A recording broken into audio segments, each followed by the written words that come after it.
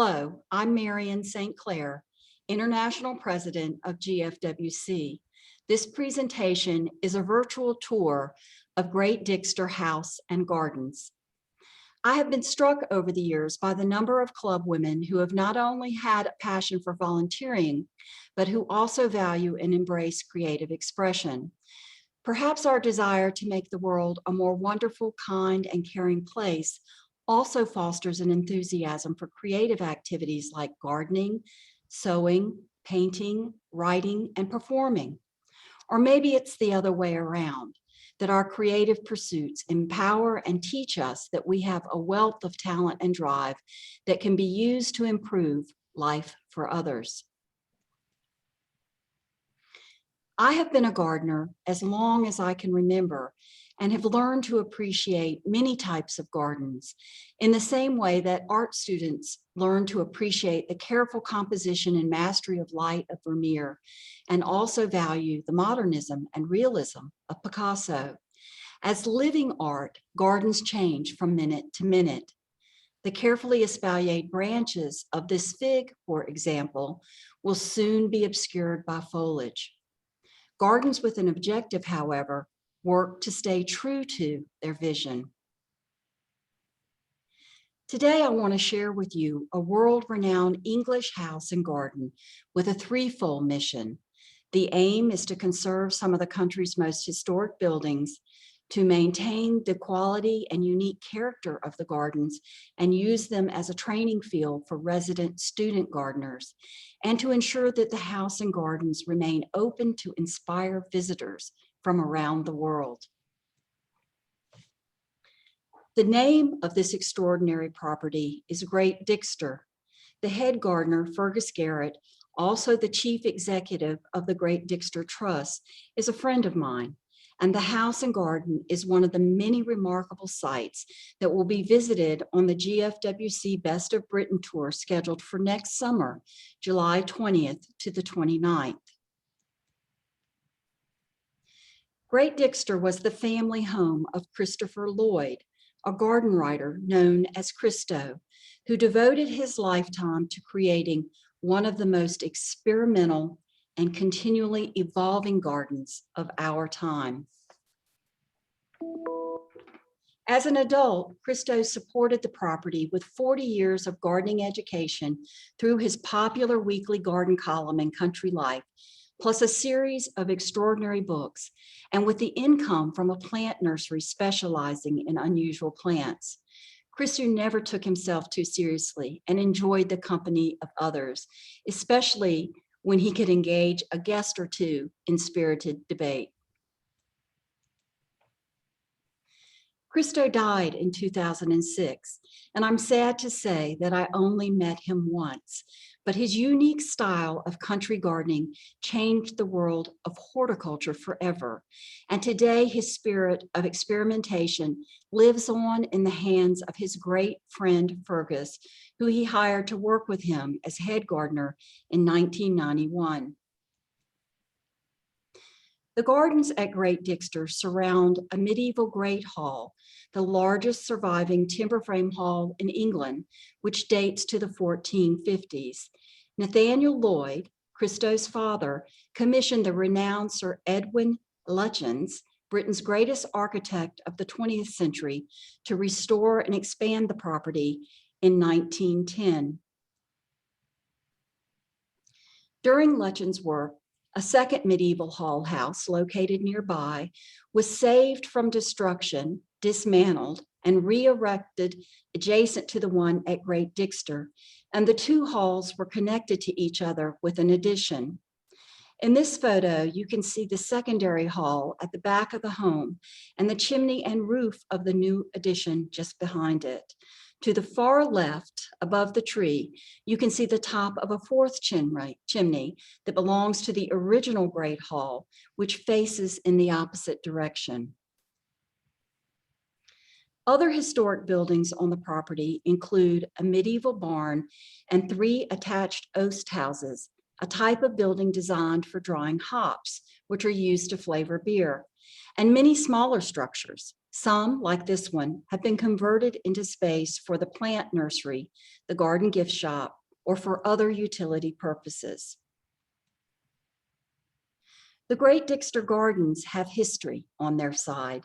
Now more than 100 years old, they are atmospheric, romantic, and mature in shape and form. They are attractive in every season and display an immense collection of ornamental plants from many parts of the world. The following series of photographs shows the primary garden areas. This one includes the barn garden and the sunk garden that are partially enclosed by the medieval barn and oast houses. This garden has the merit of giving a spectacular view across it, wherever you may be standing. It is also a favorite of birds who love the water and the seeds and fruits of various plants. The wall garden contains an immense collection of potted plants that are continually refreshed and rearranged. A central lawn was replaced with a pebble mosaic in 1998 of Christo's two dachshunds, Dahlia and Canna. Dachshunds named after plants are a tradition at Great Dixter. The solar garden features an annual bedding scheme viewed from the front windows of the Great Hall. Solar in architecture, spelled S-O-L-A-R, is a private room located on the floor above the Great Hall of a medieval manor house. Typically, it served as a parlor for the owner and his family, where they could withdraw from the communal living space below. The peacock topiary comprises a group of trial beds for various combinations of annuals and perennials. The pink poppy shown here is a selection that came from the garden of the late Beth Chatto, another great garden writer and one of Christo's firmest friends. If you enjoy gardening, you might also like to read the book that they wrote together in 1998, Dear Friend and Gardener. The high garden serves as beds of mother plants that are dug and divided for new nursery stock. In this photo, you can just begin to see the leafy perennials rising above the early bulbs and self-sowers. The wooden fences and cages are used to support fruit trees. The productive gardens provide food for the house and are a favorite of Conifer, the last of the dachshunds, as far as I know. When these photographs were made 2 summers ago, the Dixter family had recently lost another dachshund named Miscanthus, and they were too grieved to think about getting another at that time.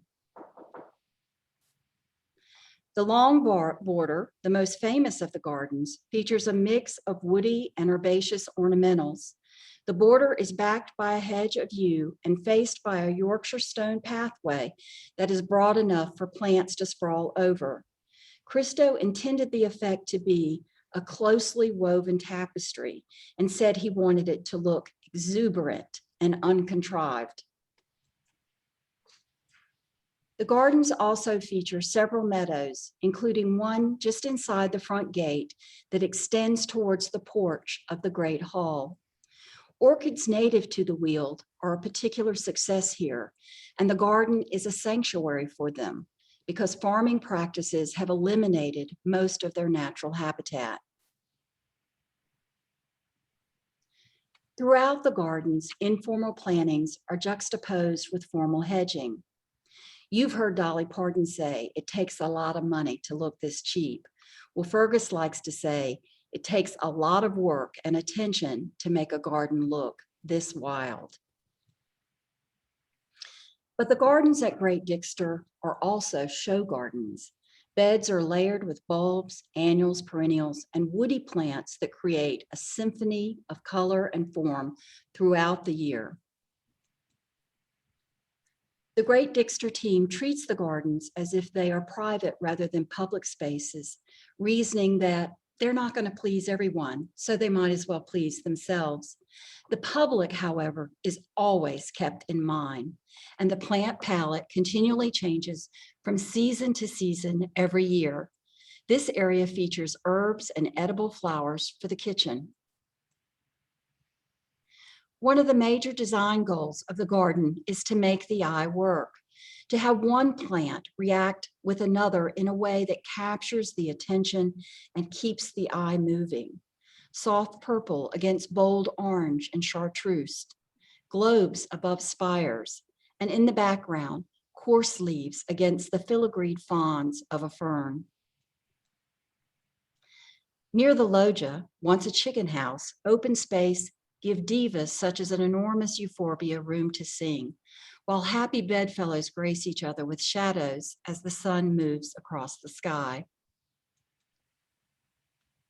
Pot displays throughout the garden are used as teaching tools for the students who learn how to create dynamic combinations of plants by taking the displays apart pot by pot and rebuilding them with fresh plants. Even failures are not failures because the goal is to be brave, adventurous, and to have fun, and most especially to learn. Self-sowing annuals, such as the blue forget-me-not, provide rhythm in the beds in the warm summer season and are easily pulled out where they are not wanted.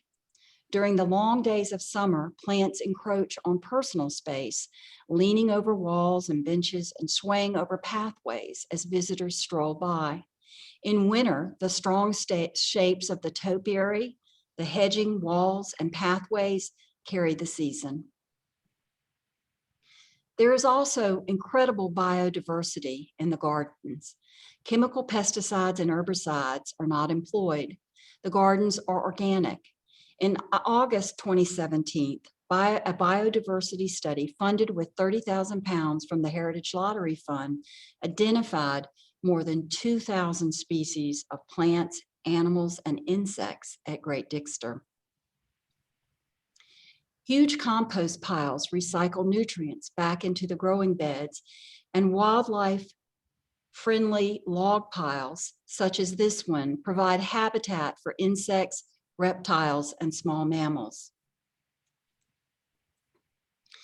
Before Christo passed away, plans were set in place for the Great Dixter Trust, which sustains the garden along with various grants, the Heritage Lottery Fund, and gifts from the Friends of Great Dixter and other generous individuals.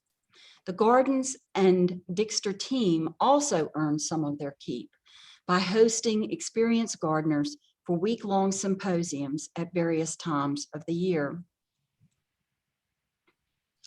In May 2019, I studied and worked in the gardens with 11 others, including 5 friends from Greenville. It was an incredible opportunity and one I plan to repeat in the future. Classes were held in the Yeoman's Hall, the one that had been moved to Great Dixter, while lodging was provided in a nearby country hotel. It was exciting to be a part of the Dixter family for a week and to have access to parts of the property that are not open to visitors. The contents of the house date principally from the 17th and 18th centuries and were collected by Nathaniel Lloyd, while the many examples of needlework were mostly made by his wife, Daisy, and their 6 children, 5 sons and 1 daughter. Late in life, Christo commissioned several pieces of contemporary furniture for his study and the solar, but you certainly will not find anything new in the kitchen, where the fittings date from the 1910 renovation and expansion.